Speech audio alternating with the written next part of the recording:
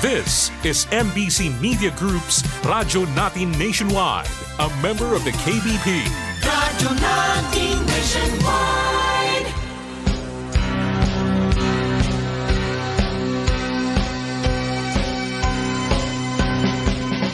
Ikaw ba ay may maraming katanungan patungkol sa nagaganap ngayon sa ating mundo? Ano pa ang mga maaaring asahan patungkol sa ating panahon ngayon at sa hinaharap? Mga kailang paghandaan batay sa salita ni Yahweh upang makaiwas sa walang hanggang kapahamakan bagkus magkaroon ng tiyak na kaligtasan. Sa kanyang pagbabalik, dala ang gantimpala para sa bawat isa. Tiyakin ang iyong magiging kalagayan walang hanggan.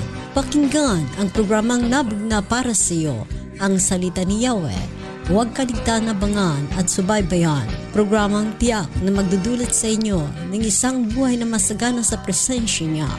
Dahil dito, mga panalangin madaling tugunin dahil sa kapangyarihan ng pangalan ni Yahweh. Kasamang isa sa himpapawid ang malalaking kaganapan sa mundo, ang The 7 Great World End Time Events, buwan ng Nobyembre, tuwing araw ng linggo, alas 2 hanggang alas 3 ng hapon. Dito lamang po yan sa 103.9 Radyo Natin na Balbiliran. Ihahatid nina Roth Pagabasan Puentes, Nora Ibaho George at Enrique Hontelia. Hanggang sa muli, Shalom!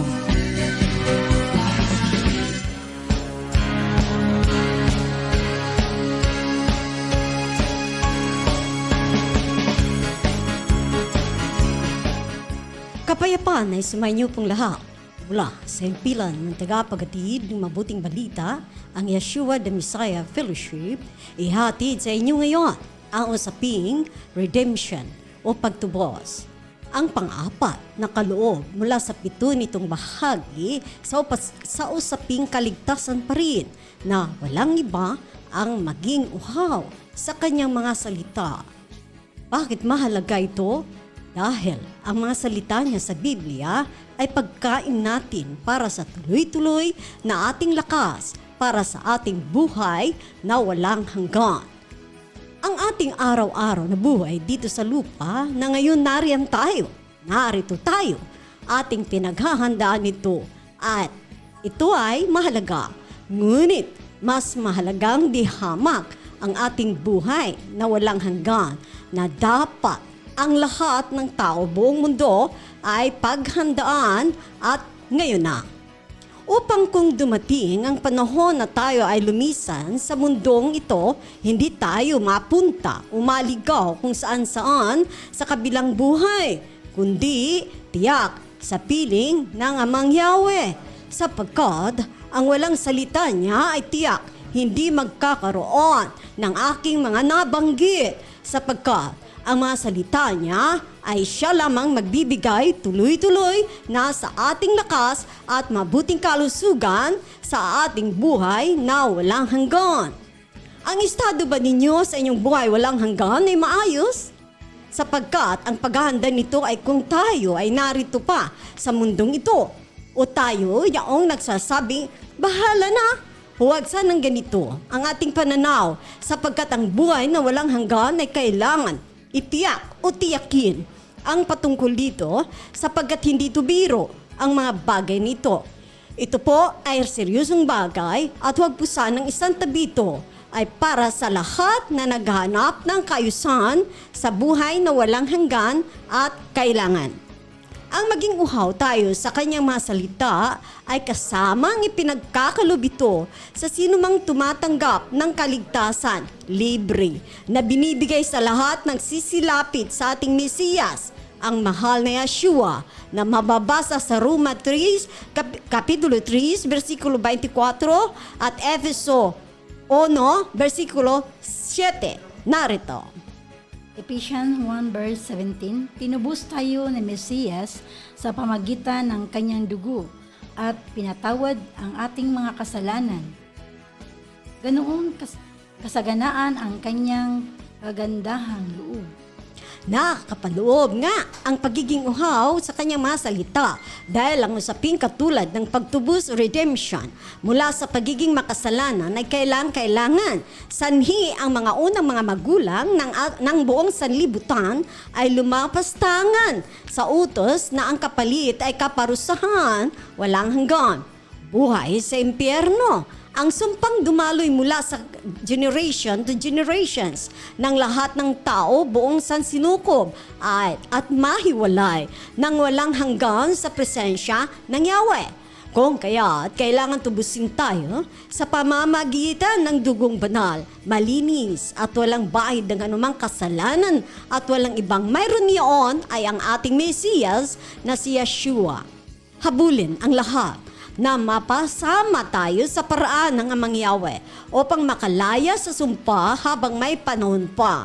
Huwag nang antayin na bawiin na ang kaligtasan dahil kung maabutan ng ang buhay natin ay tumigil o dumating na ang rapture o pagdagit na magaganap sa dulo ng ating panahon sa ngayon. Mahalaga bigyang panahon ang panawaging ito sapagkat ito ang patakaran ng Amang Yahweh at maliban dito ay wala ng ibang ipinampalit. Ito ay dahil na rin ang Amang Yahweh nagdeklara sa pamagitan lamang ng dugo na malinis at banal ang kasalanan buong sansinukob ay kanyang patatawarin. Ito ang ating mababasa, aklat ng Hebreo, Kapitulo 9, versikulo 22, at Efeso, Kapitulo 1, versikulo 7 hanggang 10. Narito, Hebreo, Kapitulo 9, 22, Magandang Balita Biblia, verse 22, ayon sa kautusan, halos lahat ng bagay ay nililinis sa pamagitan ng dugo at kung walang pag-aalay ng dugo ay walang kapatawaran ng mga kasalanan. Maging ang aklat ng Efeso, Kapitulo 1, versikulo 7 hanggang 9. Ito ang ating mababasa. Ephesus 1 verse 7 to 9, verse 7. Tinubos tayo ng Mesiyas sa pamagitan ng kanyang dugo at pinatawad ang ating mga kasalanan. Ganoon kasaganaan ang kanyang kagandahang loob. Verse 8, na itinubos niya sa atin ayon sa kanyang karunungan at kaalaman. Verse 9, ipinaunawa sa atin ng Yahweh ang hiwaga ng kanyang kalooban ayon sa kanyang layunin na isa sa katuparan sa pamagitan ng Mesiyas. Verse 10, pagdating ng takda panahon, layunin niya tuparin ang lahat na nilikha sa langit at lupa at ipasailalim ang mga ito sa Mesiyas na si Yeshua. Verse 10, anya, ang pagdating ng takdang panahon, layunin niyang tipunin ang lahat ng nilikha sa langit at sa lupa at ipasailalim ang mga ito sa Mesiyas na si Yeshua. Ang takdang panahon na tinutukoy dito ay ang rapture. Huwag itong antayin bago pa tayo humakbang upang tanggapin ang kaligtasan dahil umabot na ito ng 1,992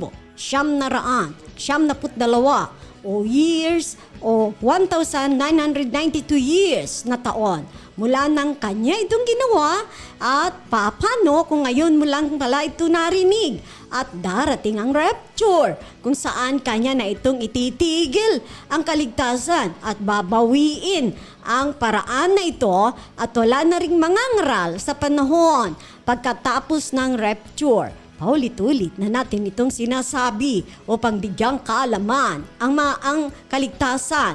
Mayroon din namang panahon na ito ay babawiin na. Ang kasalanan ang magdudulot ng pagkahiwalay ng tao sa presensya ng Yahweh at mahiwalay tungo sa apoy ng impyerno. Tinatawag itong kamatayan na walang hanggan o pagkahiwalay ng walang hanggan sa presensya ng mahal na Yahweh. Narito ang Biblia, aklat ng Isaiah, Kapitulo 59, verse 2, anya, ang masasama ninyong gawa, ang dahilan ng pagkawalay ninyo sa Yahweh. Nagkasala kayo, kaya hindi ninyo siya makita at hindi niya kayo marinig. Higit sa lahat, gaano man kadami o sa tingin natin ang bigat ng kasalanan na nagawa sa harapan niya, tiyak kanya itong patatawarin. Ito ang kanyang ipinangako sa atin sa aklat ng Isaías, Kapitulo 1, versikulo 18. Narito. Isaiah 1 verse 8. Magandang balitang Biblia, verse 18. Hali kayo at tayo'y walang sabi ng Yahweh. Gaano man kapula ang iyong mga kasalanan, kayo'y aking papuputiin tulad ng yelo at bulak. At kung paano tayo lumalapit sa Kanya, narito. Paano nga tayo lumapit sa Kanya? Narito Kanyang sinabi. Pangalawang Kronika o Chronicles, chapter 7, verses 14 up to 16. Magandang balita Biblia pa rin. Verse 14. Ngunit kung ang bayang ito ay nagtataglay sa akin, karangalan ay magpakakumbaba. Manalangin, hanapin ako at talikuran ang kaniyang kasalanan. Papakinggan ako sila mula sa langit. Patatawarin ko sila sa kanilang mga kasalanan at muli kong pasasaganain ang kanilang lupain. 15. Babantayan ko sila at papakinggan ko ang mga panalangin. Inaalay nila rito. 16. Pinili ako at iniukol ang templong ito upang dito ako sambahin. Magpakailanman, lagi akong babantayan at mamahalin ang templong ito. Magpakailanman. Pinili, ayon sa verse 16, pinili ko at iniokol ang templong ito upang dito ako sambahin magpakailanman. Lagi kong babantayan at mamahalin ang templong ito magpakailanman. Ito ang ipinangako ni Yahweh sa mga Israelita. Subalit ang tanong, kanya din po ba itong ipinangako sa atin, mga tao, lahat, maliban sa kanyang bayan, Israel? Opo, ito ang sinabi ng mahal na Yeshua sa Bagong Testamento na kanya nang pinag-isa ang mga Hudyo, tayo ay mga Hudyo o Jews at mga Gentiles. Mga Gentiles po ang tawag ng mga lahi na katulad sa atin o bukod sa Israel. Katulad sa atin at sa iba pang mga lahi buong mundo. Ang Biblia, Aklat ng Roma, Kapitulo 10, versikulo 12, Efeso, Kapitulo 2, versikulo 14, at Efeso, Kapitulo 3, versikulo 6, narito. Roma, Kapitulo 10, versikulo 12, Magandang Balita Biblia, verse 12. Kaya't walang pagkakaiba ang katayuan ng Hudyo at ng Hintel. Isa ang makapangyarihan si Yahweh ng lahat at siya'y masaganang nagbibigay sa lahat ng tumatawag sa Kanya. Maging ang aklat ng Efeso, Kapitulo 2, versikulo 14. Narito, babasahin para sa atin. Verse 14, sapagkat ang Mesiyas na si Yeshua mismo ang nagbigay sa atin ng kapayapaan dahil pinag-isa niya ang mga Hudyo at ang mga Hintil sa pamagitan ng kanyang katawan. Giniba niya ang pader na alitan ng maghihiwalay sa atin.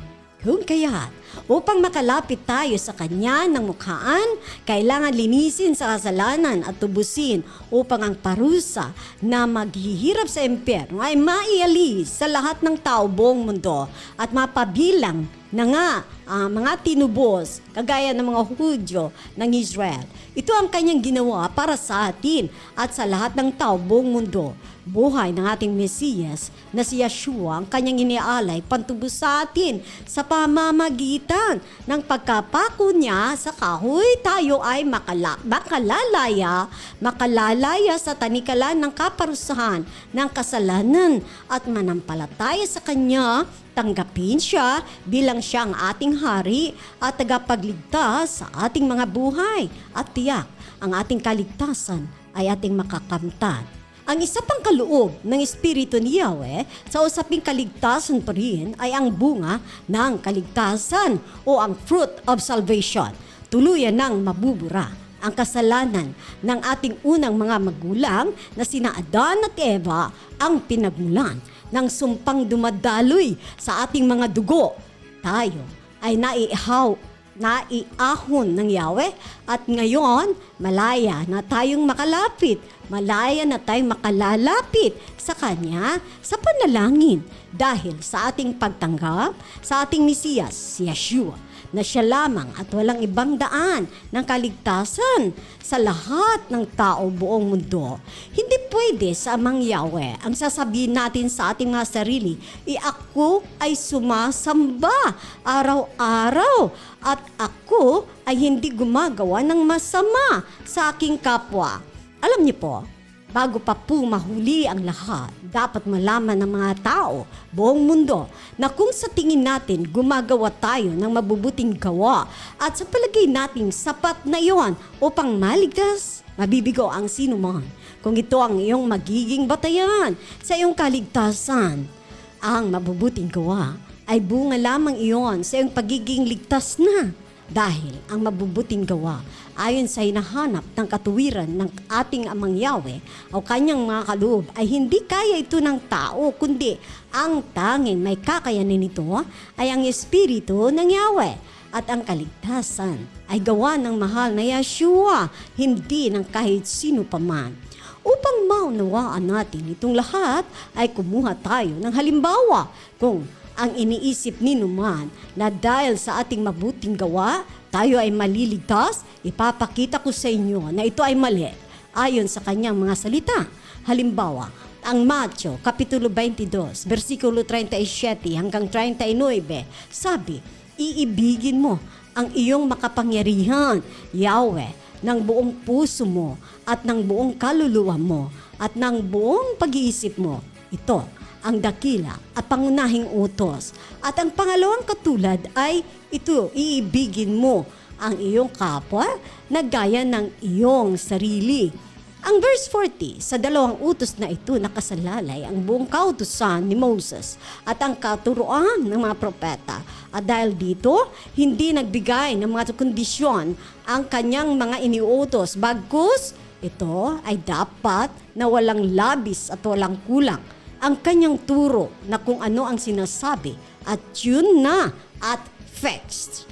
Kung kaya't ang Mateo Kapitulo 5, versikulo 43 hanggang 44 ay sinabi, ngunit sinasabi ko sa inyo, ibigin ninyo ang inyong mga kaaway, pagpalain ninyo ang mga sumusumpa sa inyo, gawin ninyo ang mabuti sa mga napupuot sa inyo, at ipanalangin ninyo ang mga umuusig sa inyo.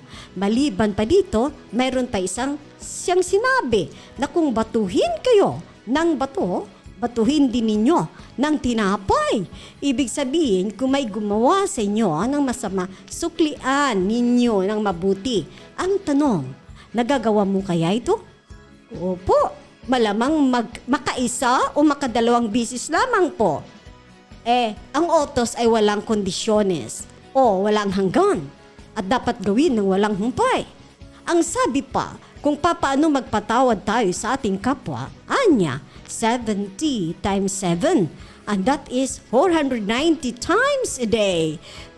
Kaya, so paano mo masasabing sa mabubuting gawa natin, tayo ay mga liligtas?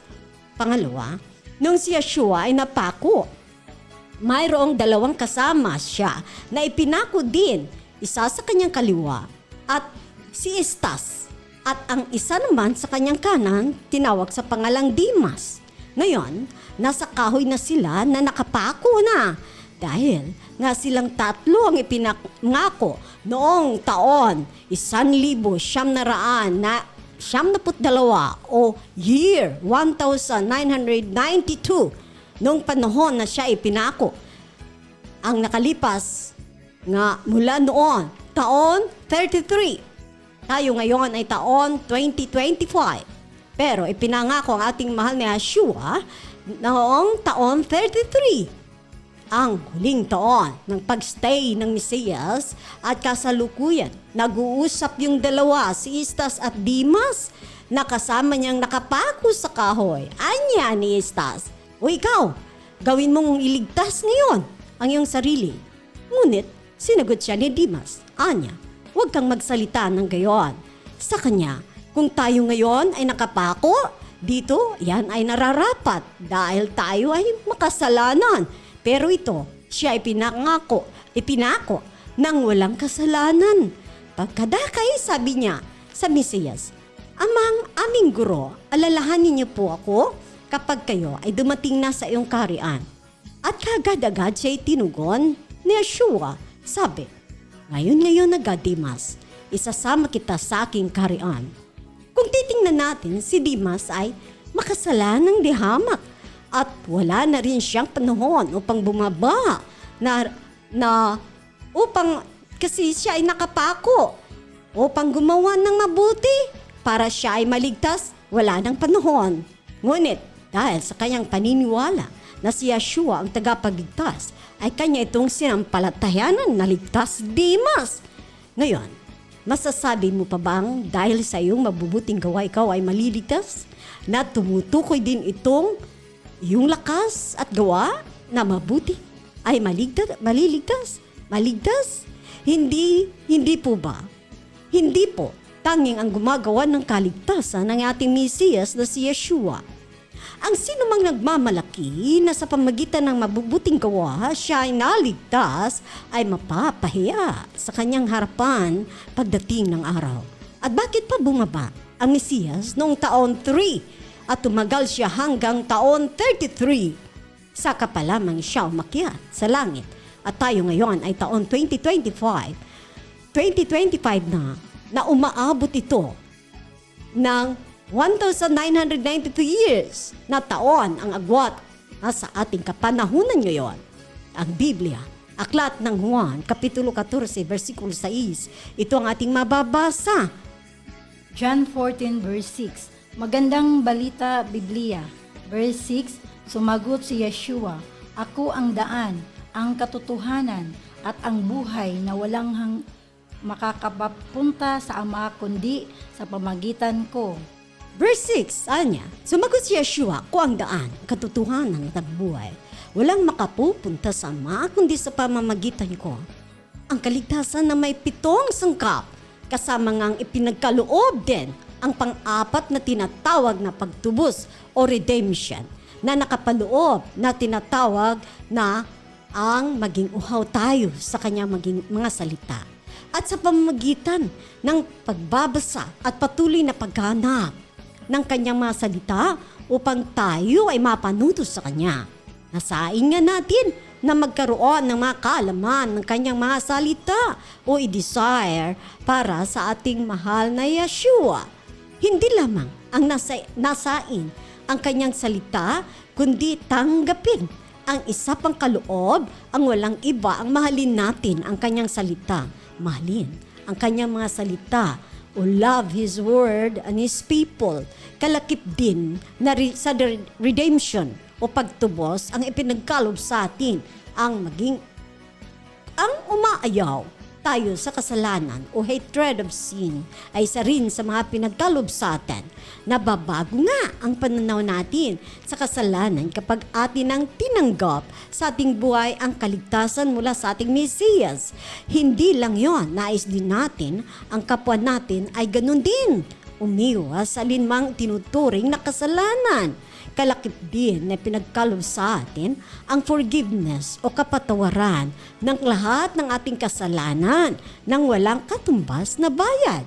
Kalakip din na pinagkalob sa atin ang pagiging matibay laban sa anumang mga pagsubok sa buhay, lalo na kung ito ay magdudulot ng kasiyahan hindi sa ating mga sarili kundi para sa ating Mesiyas. Tayo ay nagkakaroon ng lakas, umayaw at umiwas sa tingin natin ay kasalanan.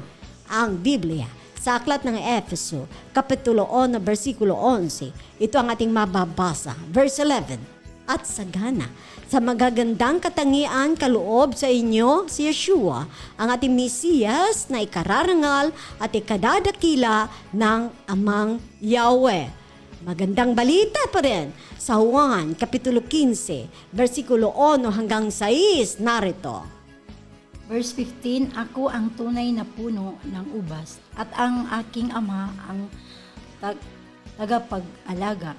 Verse 2, inaalis niya ang bawat sangang hindi nagbubunga at kanyang pinumpuntahan at nililinis ang bawat sanga ng bunga upang magbunga pa ng lalong sagana. Verse 3, nalinis na kayo sa pamamagitan ng salitang sinabi ko sa inyo. Verse 4, manatili kayo sa akin at mananatili din ako sa inyo. Hindi magbubunga ang sanga, hindi mananatili sa puno. Gayon din naman, hindi kayo magbubunga kung hindi kayo mananatili sa akin. Verse 5, ako ang puno ng ubas at kayo ang mga sanga.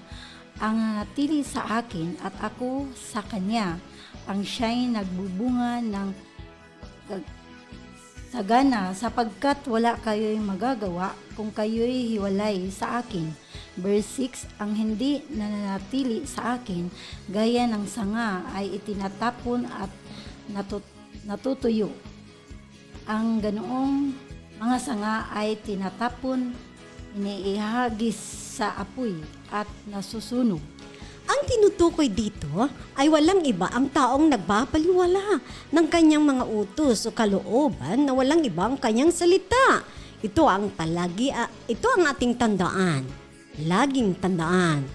Ang mahal na Yeshua ay nagbibigay ng mabubuting kaloob sa sinumang lumalapit sa Kanya, kaya't hindi pwede ang kahit sinong mag-aakala na lihis sa Kanyang mga sinasabi.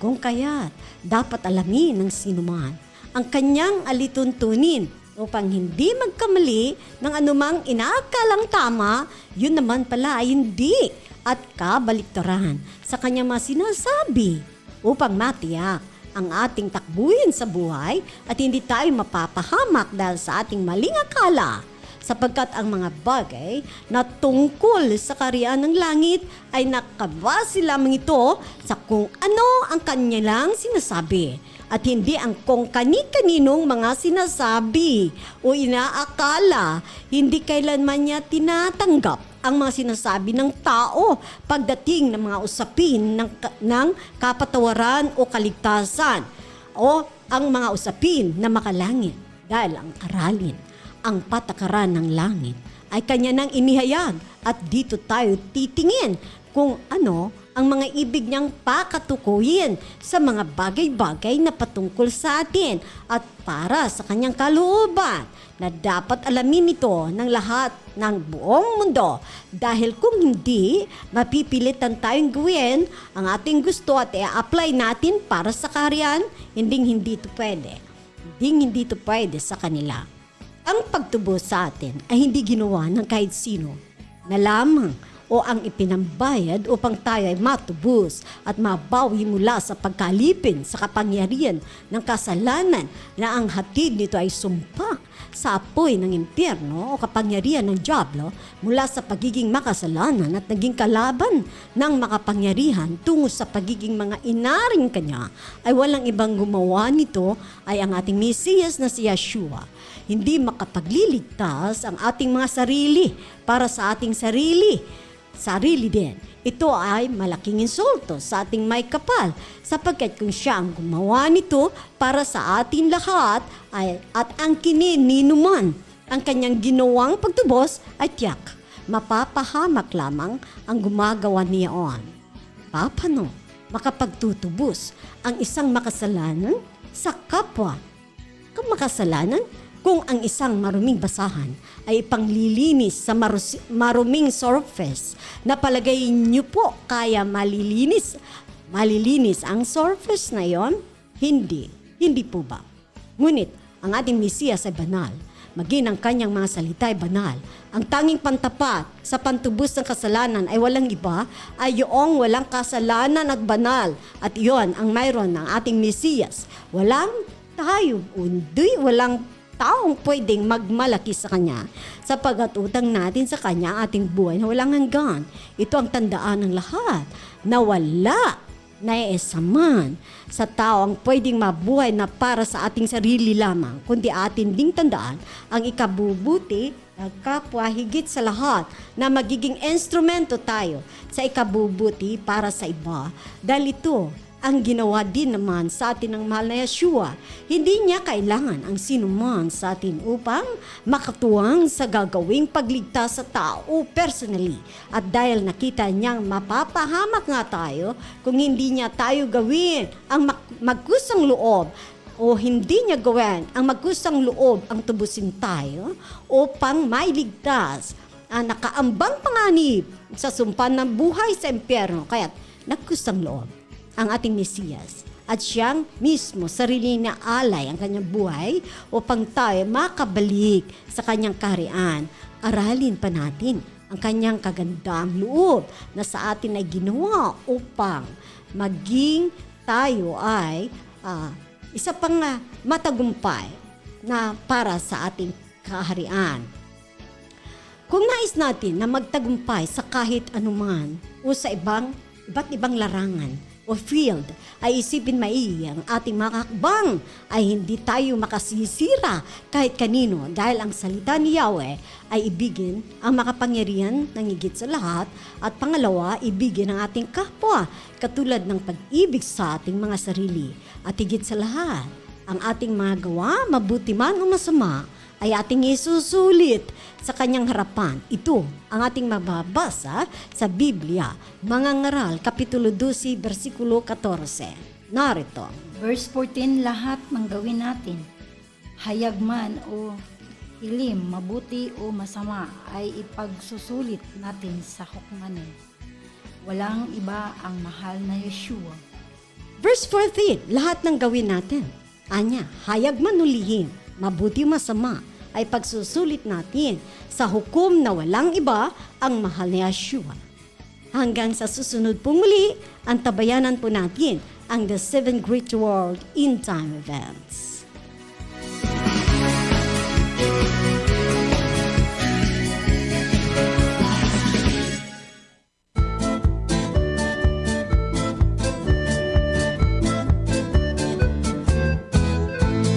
Shabbat Shalom, Shabbat Shalom, Shabbat, Shabbat, Shabbat, Shabbat Shalom, Shabbat Shalom, Shabbat Shalom, Shabbat, Shabbat, Shabbat, Shabbat Shalom, Shabbat, Shabbat, Shabbat, Shabbat Shalom, Shabbat, Shabbat, Shabbat, Shabbat Shalom, Shabbat Shalom, Shabbat Shalom, Shabbat, Shabbat, Shabbat, Shabbat. Narito po muli tayo sa pangalawang bahagi. Noong nakaraang broadcast ay binahagi namin sa inyo ang isa sa mahalagang tanda o senyales ng tinatawag ng panahon ng end times na ngayon na nga sa ating kapanahunan. Kung kaya't natutumbok natin na narito na tayo sa panahon na ito. Kung ang mga disipulo ay nagkaroon ng pagkakataon itanong sa ating mahal na Yeshua ang patungkol sa ating panahon na ngayon na nga. Ito ang patuloy na ating bibigyan ng daan upang hindi tayo magiging ignorante sa panahon na tinatahak na ng buong mundo. Ngayon, ang patungkol sa propesya sa Biblia na mga magaganap sa ating kapanahunan. Dapat lamang alamin ng buong mundo at ng lahat ng tao. Huwag na huwag ipagwalang bahala. Huwag na huwag ipagbahalang bahala ito dahil ang mahal ni Yeshua ay sinikap din naman niya itong iparating sa lahat upang malaman natin ang mga mangyayari dahil siya man din ay inaalala ang ating kalagayan dahil tayo ay kanyang mga minamahal. Sa gitna ng mga biglaang pangyayari, ng kahirapan, nagbigla-bigla na lamang dumarating na hindi mo sukat akalain at ang ating mundo na sa ngayon sa iba't ibang lugar sa ninang ating panahon ay pumapasok na ito sa tinatawag na rapture o ang kanyang muling pagbabalik sa mundo. Kung bakit atin itong naipapahayag ng kumpleto at tama dito ay dahil napag-alaman natin ang mga ito dahil na rin sa mga pangangaral ng mga disipulo at gabay ng Espiritu Santo at kanilangang mga tanong na mismo ang mahal na Yeshua ang siyang sumagot. Ang Biblia, Aklat ng Lucas, Kapitulo 21, versikulo 5 hanggang 11. na madalas na natin itong binabasa dito. Kung kaya't ipagpalagay ko ng alam nyo na po ang aking mga binabanggit dito. Bagamat hindi pa lahat aking sinasaysay dito, ngunit dahan-dahan naman natin itong buksan upang sa gayon ating itong lubusang maintindihan bago pa man ang kanyang pagbabalik. Ang tinatawag na end times o mga huling araw na pamamalagi ng mundo na ating tinatahanan. Hindi pa man ito ang wakas ng lahat ng mga bagay, ngunit ipinagpapauna na ng ating Mesiyas, ang Biblia, aklat ng Lucas, Kapitulo 21, versikulo 9, anya. Verse 9, huwag kayong matatakot kung wag kabalita man kayo ng mga digmaan at mga himagsikan. Dapat munang mangyari ang mga iyon, subalit hindi kaagad darating ang wakas. Noong nakaraan na ibahagi ko sa inyo ang maaring dulot ng microchips na tila kasing liit lamang ng butil ng palay na ngayon tinatangkilik na ng iba't ibang bansa. Kaya lamang, maaring hindi ito bibigyan ng pansin ng marami sa inyo sapagkat wala kayong karanasan na totoo nga ang mga nakatala sa Biblia. At ang iba naman sa inyo ay susubukan muna kung nagaganap nga ang aming binabalita sa inyo. Nabibigo ang sinuman na makararanas ng tulong ng mahal o makaranas ng tulong mula sa mahal na Yeshua kung ang kanyang mga salita ay dadaan munang subukin. Hindi kailanman pagbibigyan ang ganitong pag-uugali sa kanyang harapan ng mahal na Mesiyas. Dahil ang subukin siya at nagpapakita lamang ito sa kanya ng kulang at walang pananampalataya o paghamon sa isang katulad niyang makapangyarihan. At ang ganitong uri ng panunubok nga ay kailanman hindi makakalasap ng sagot sa kanya. Sapagkat ang isang mananampalataya ay kailangan munang maniwala bago pa ito mararanasan, dahil hindi galing sa tao ang inyong mga maririnig, kundi galing sa makapangyarihan ng lahat ang mga salita na inyo nang narinig, bagkus ito ay nanggagaling sa kanya sa Biblia, hindi sa amin, at ng Hebrew Bible. Paano nga ba natin masumpungan ang tulong at pag-iingat ng mahal na Yahweh sa gitna ng mga kaguluhan na nagaganap na ngayon sa ating mundo? Ito ay sa pamamagitan ng panalangin. Paano ba ang tamang pananalangin? At sino ang nagturo sa atin ng tamang pananalangin? Ang mga disipulo man din ay nagtanong sa ating Mesiyas kung paano ang tamang pananalangin. Tunghayan natin ang Biblia, aklat ng Matthew, Kapitulo 6, versikulo 5 hanggang 14. Marito, Matthew, Kapitulo 6, versikulo 5 hanggang 14. Katuruan sa pananalangin. Verse 5. Kapag nananalangin kayo, huwag kayong tumulad sa mga mapagkunwari. Mahilig silang manalangin, nakatayo sa mga sinaguga at sa mga kanto upang makita ng mga tao. Tandaan ninyo, tinanggap na nila ang kanilang gantimpala. Ngunit, kapag kayo mananalangin ka, pumasok ka sa iyong silid at isara mo ang pinto, saka ka manalangin sa iyong ama na hindi mo nakikita, at ang iyong ama na nakakakita sa ginawa mo ng lihim ang siyang magbibigay sa iyo ng gantimpala. Verse 7, sa pananalangin ninyo, huwag kayong gagamit ng maraming salitang walang kabuluhan, gaya ng ginagawa ng mga hintel. Yung bang pag tayo ay nasa harapan ng ating pananalangin, sa harapan niya, ayaw niya yung maririnig niya yung nagsasalita tayo na walang kabuluhan. Kung tayo nga ay humarap sa ating congressman, sa ating governor, sa ating mayor, gusto nila yung direkta, sabihin mo na.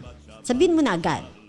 Hindi yung, halimbawa, mayroon tayong sasabihin, tapos ulit-ulitin natin hanggang maka-10, maka-20.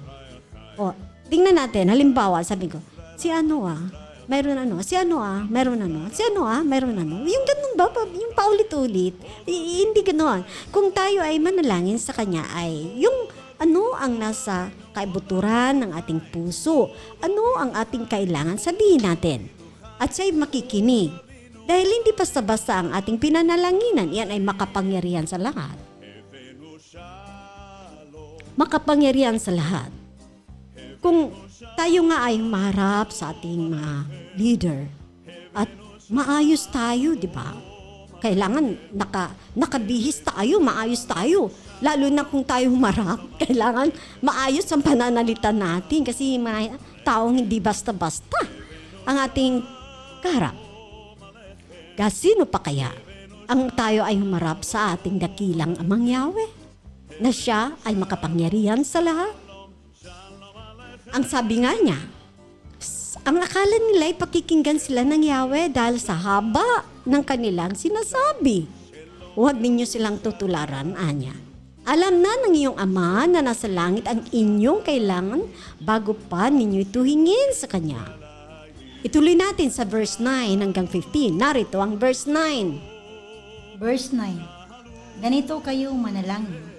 Ama namin nasa langit, sambahin nawa ang iyong ngalan. Verse 10. Dumating nawa ang iyong kaharian. Masunod nawa ang iyong kalooban dito sa lupa tulad sa langit. Verse 11. Bigyan mo kami ng aming pagkain sa araw-araw.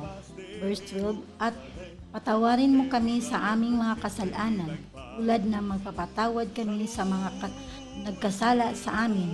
Verse 13. At huwag mo kaming hayaan matukso, kundi iligtas mo kami sa masasama. Sapagkat iyon ang kaharian at ang kapangyarihan at ang kaluwalhatian magpakailanman. Verse 14. Sapagkat kung pinagpatawad ninyo ang mga nagkasasala sa inyo, patatawarin din kayo ng inyong Ama na nasa langit. Verse 15. Ngunit kung hindi ninyo pinapatawad ang inyong kapwa, hindi rin papatawarin ang inyong Ama nga nasa inyong mga kasalanan. Balikan po natin ang bungad. Ang verse 5. Anya. Kapag nananalangin kayo, huwag kayong tumulad sa mga mapagkunwari. Mahilig silang manalangin nakatayo sa mga sinaguga at sa mga kanto upang makita ng mga tao. Tandaan ninyo, tinanggap na nila ang kanilang gantimpala.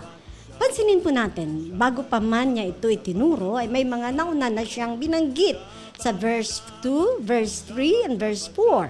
At ang mga sumusunod ang kanyang mga nabanggit ay ito. Pagtupad sa mga tungkulin. Hindi pa kitang tao, anya. Wala kayong matatamong gantimpala buhat sa inyong Ama na nasa langit. Ibig sabihin, kung saan tayo, anong field tayo ng ating tinatrabaho, o ano man tayo, kung ano man tayo, doktor tayo, ano tayo, ang ibig niyang pakatukuyin na huwag ka nang mag-intay na may nakanood sa'yo para purihin ka na may maganda kang ginagawa. Hayaan mo, anya, ang Ama, na siyang nakakakita ng sikreto na yung ginagawang mabuti ay siyang magbigay gantimpala sa iyo. At binanggit din ang pagbigay ng limos, huwag nang ipagkaingay, pagaya ng ginawa ng mga magpapagkunwari sa sinaguga at sa mga lansangan upang sila'y purihin ng mga tao. Tandaan ninyo, tinanggap na nila ang kanilang gantimpala, anya.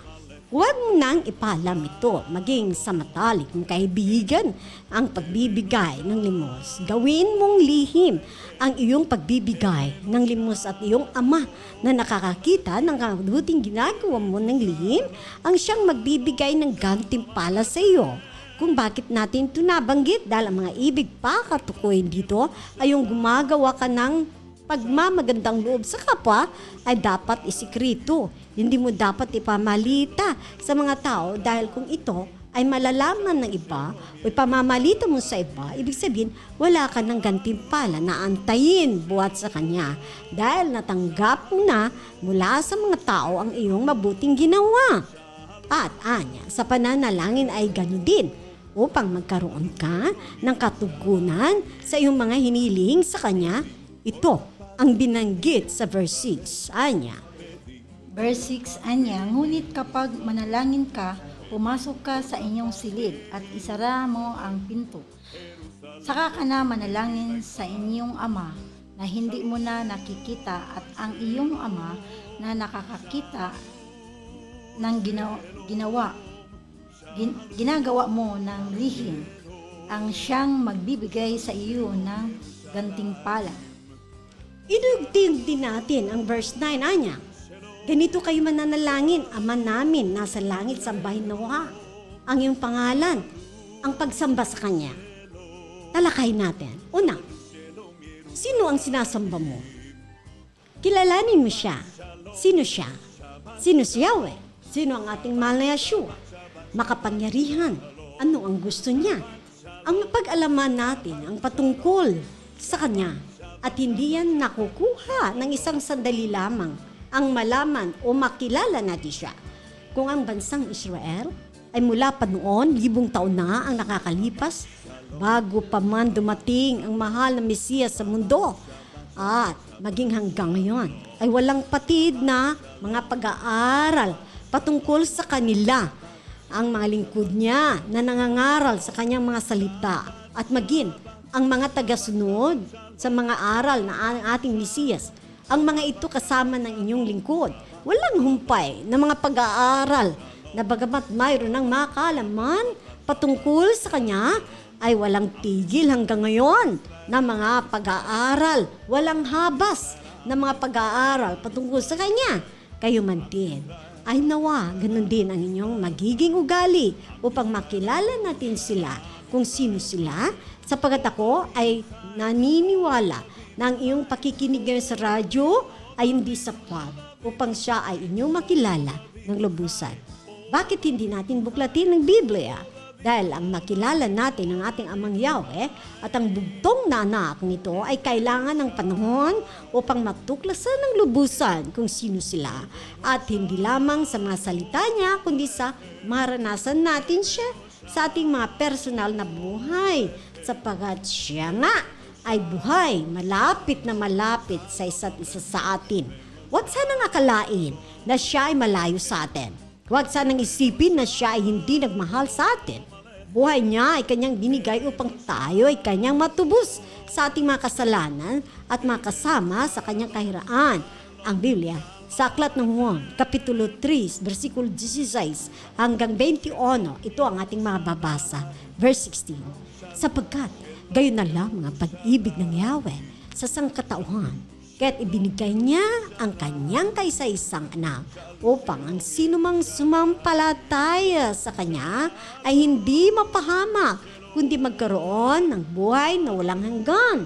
Verse 17, isinugo ng Yahweh ang kanyang anak na si Yeshua, hindi upang hatulan ang buong sanlibutan, kundi upang iligtas ito sa pamamagitan niya. Verse 18, hindi hinahatulan ng parusa ang sumasampalataya sa anak, ngunit hinahatulan na ang hindi sumasampalataya sapagkat hindi siya sumampalataya sa kaisa-isang anak ng Yahweh. Ganito ang paghatol ng Yahweh. Naparito sa sanlibutan ng ilaw ang mahal na Yeshua, ngunit inibig pa ng mga tao ang dilim kaysa liwanag, sapagkat masasama ang kanilang gawa.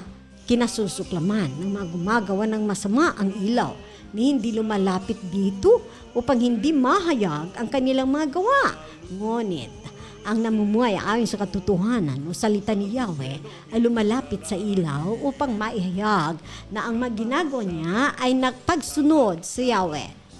Ang matutunan natin, ang tamang pananalangin ay kailangan. Noon pa man, hanggang ngayon, maging sa mga darating pang panahon, ang panalangin ay tinuturo na ito ay ating gawin dahil ito ay mahalaga sa ngayon. Ang ating mundo ay nasa gitna na ito ng mild tribulation o malumanay, ngunit masaklap na karanasan buong mundo. Ang mga pangyayari buong mundo ay bigla-bigla na lamang. Walang permanente, bigla-bigla mayroon kang marinig ng mga balita. Katulad na lamang ng ating mga, ito lang, unang bungad pa lang ng unang buwan ng taon ng 2025, alam niyo po, nung 8, ang Saudi, binaha. Tas yung 15, ang Australia, binaha din. Ganon din, the following day, ang Dubai, binaha din. Pati mga airport nila na lumubog ng tubig. Ang Japan, kamakailan nung 14, 6.9 magnitude.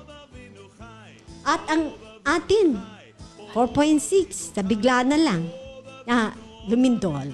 Mga ganito nga pangyayari sa buong taon. Kaya itinuturo natin ang prayer, panalangin. Panalangin. Hindi yung maghapon ka, manalangin, hindi ganoon. Maghapon ka, magbabasa ng Bible, hindi ganoon. Kung ano yung trabaho mo sa maghapon, araw-araw, yun pa rin. Pero wag mong kaliligtaan, magbigay ka ng panahon na basahin ang Biblia at manalangin. Bigyan natin ng kunting panahon ang LA na nasusunog ng halos 2 linggo.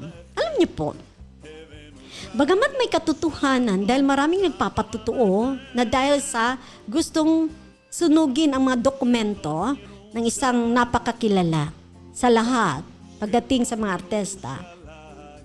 Gustong sunugin, maraming nagpatutuo, kaya ginawa, pasiklabin ang isang area.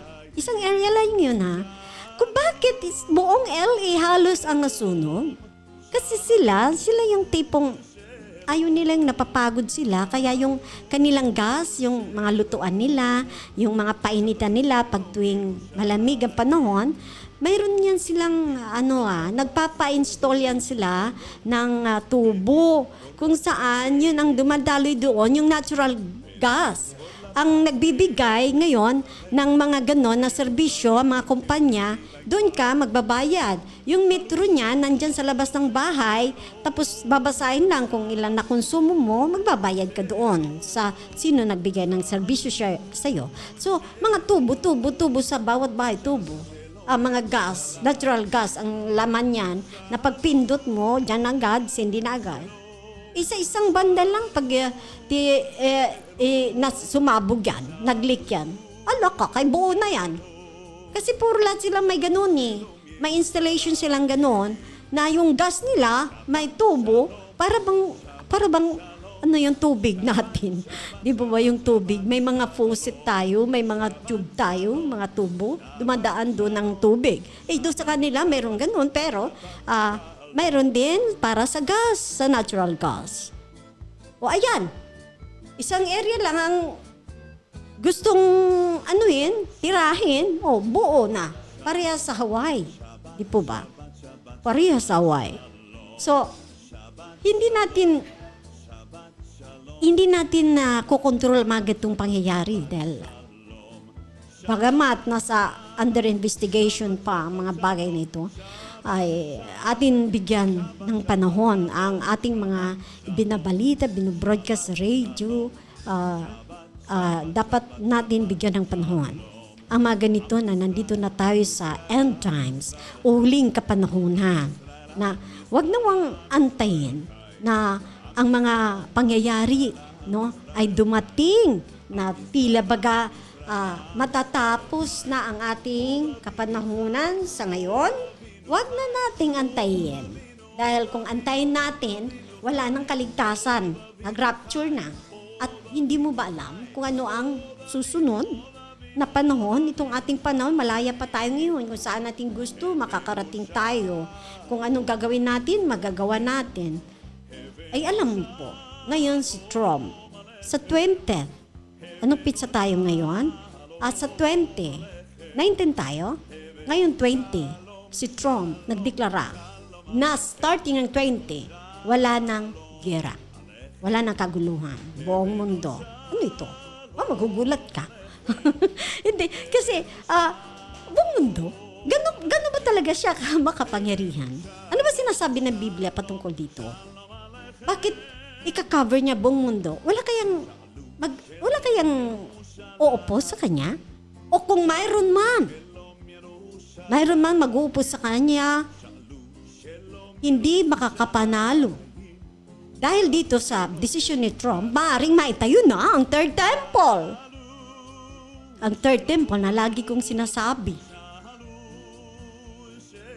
Dito, papasok kung ito ang sa ating panakapanahunan ng third temple kapag yan ay naitayo. Tingnan natin kasi magkakaroon bago yan may tayo ng treaty. Sa ating palagay, makakabuti kaya ito? Kapayapaan? Di po ba? Kapayapaan. At nagdeklara na rin ang ibang mga leader sa iba't ibang mundo na mayroon silang isang napipintong magiging solusyon para sa buong mundo maliban kay Trump. Solusyon ng mga problema na kakaharapin ng buong mundo. Mayroon pa tayong mararanasan sa ating kapanahunan sa ngayon. Mga biglaang mga pangyayari na hindi natin sukat akalain na dumarating. Kung kaya't ang mga panalangin na sinabi ko ay dapat lang natin aralin. Dahil ito lang ang ating pwedeng armor. Saan man tayo mapunta, kung mayroon man tayong nararanasan, biglang mga pangyayari na ating nararanasan, manalangin po tayo para po tayo iligtas. Kasi kung tayo naman po ay manalangin, ay tiyak, mayroon po katugunan. At higit sa lahat, magtulong-tulong po tayo manalangin sa year 2025 na ito, buong taon. Panalangin natin na sa darating na 2026 ay may maganda man lang tayong makita na kapayapaan at kasaganaan. Dahil bago ba mag-rapture, marami pang mga mangyayari na isa-isahin natin ito sa ating programa. Marami pa po tayong dapat alamin sa ating kapanahunan na maaaring mangyari. Kaya po, abangan po ninyo ang aming broadcast dito sa tuwing araw ng linggo ng alas 2 hanggang alas 3. Subalit, isang programa na lamang po ang natitira sa amin na ang ating oras ay alas 2 hanggang alas 3 ng hapon tuwing araw ng linggo sapagkat sa susunod na nito ay sa February. Ang susunod na programa natin sa buwan ng February ay nariyan na tayo sa 7 o'clock ng early ng morning, 7:30 to 8. Okay, 7:30 to 8 tayo na ng umaga tuwing araw ng linggo. Abangan natin po yan. Napapasalamat po ako dahil marami po nanonood sa atin. Walang humpay na nagwa-watch sa ating programa dahil maging sa Manila ay napapanood din po nila tayo. At patuloy natin na tangkilikin ang programang ito dahil ito ay mahalaga ngayon sa ating kapanahunan kung paano po natin ilagay sa ayos ang ating mga sarili sa harapan ng mahal na Yahweh upang kung tayo manalangin man ay tayo dinggin at bigyan tayo ng magandang panahon sa taon na ito at sa year 2026. Yan lamang po. Salamat at paalam.